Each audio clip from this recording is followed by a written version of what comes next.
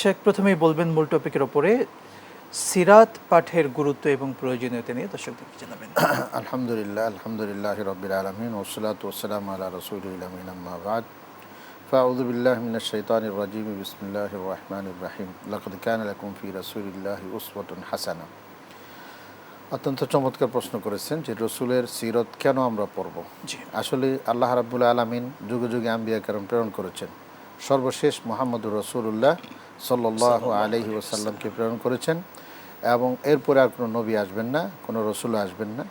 সুতরাং রসুলের জীবনের কথা, কাজ, অনুমোদন সব কিছুই আসলে আমাদের জন্য করণীয় এবং কোনো বর্জনীয় সব বিষয়গুলো রয়েছে। জি।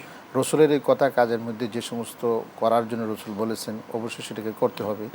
রসুল যে সমস্ত বিষয় নিষেধ করেছে সেটাকে বর্জন করতে হবে। যে সমস্ত বিষয়কে তিনি নিষেধও করেন নাই, করতেও বলেন নাই, সেটা সাধারণ হিসাবে থাকবে, প্রয়োজনে করবে অথবা প্রয়োজন করবে না। এই বিষয়গুলো মূলত রসুলের জীবনের উপরে নির্ভর করবে। আমরা জানি যে সামাইলে তিরমিজি রসুলের চরিত্রের ব্যাপারে কিছু কথাবার্তা সেখানে আছে, এটা আমরা একটি হাদিস গ্রন্থেরই অংশ হিসাবে রয়েছে। সেই বিষয়গুলোর মধ্যে আসলে পড়লে রসুল কীভাবে কথা বলতেন, কীভাবে চলাফেরা করতেন, কীভাবে মানুষের লেনদেন করতেন, কীভাবে বেচাকেনা করতেন, কীভাবে পারিবারিকভাবে বৈঠক করতেন এবং কীভাবে তিনি রাষ্ট্র পরিচালনা করেছেন সেটাও বিস্তারিত সেখানে আলোচনা রয়েছে। এই জন্য একজন মুসলিম হিসাবে রসুলের আদর্শ অনুসরণ করা অবশ্যই আমাদের একান্ত প্রয়োজন। আর এই রসুলের আদর্শ তো রসুলের সিরতের মধ্যেই পাওয়া যাবে। রসুলের সিরতের রসুলের আমাল যেগুলো ছিল, কথা যেগুলো ছিল, কাজ যেগুলো ছিল, এগুলো আসলে মূলত আমাদের জানতে হবে।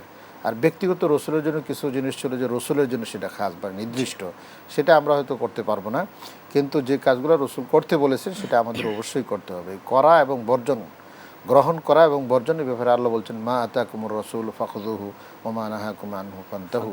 রসুল যা নিয়ে এসেছে সেটাকে মজবুত করে ধরো, আর যেটা নিষেধ করেছেন সেটাকে তুমি বর্জন করো। এই গ্রহণ করা এবং বর্জন করাটাই মূলত রসুলের সিরত থেকে আমাদের বের করে নিয়ে আসতে হবে।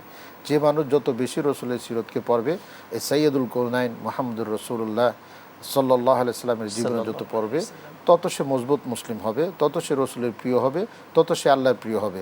তার দ্বারাতে মানুষের কোনো ক্ষতি হওয়ার কোনো সম্ভাবনা থাকবে না। মানুষের উপকারে তখনই মানুষ আসবে যখন সে রসুলের আদর্শে আদর্শ। নিঃসন্দেহে চমৎকারভাবেই বললেন।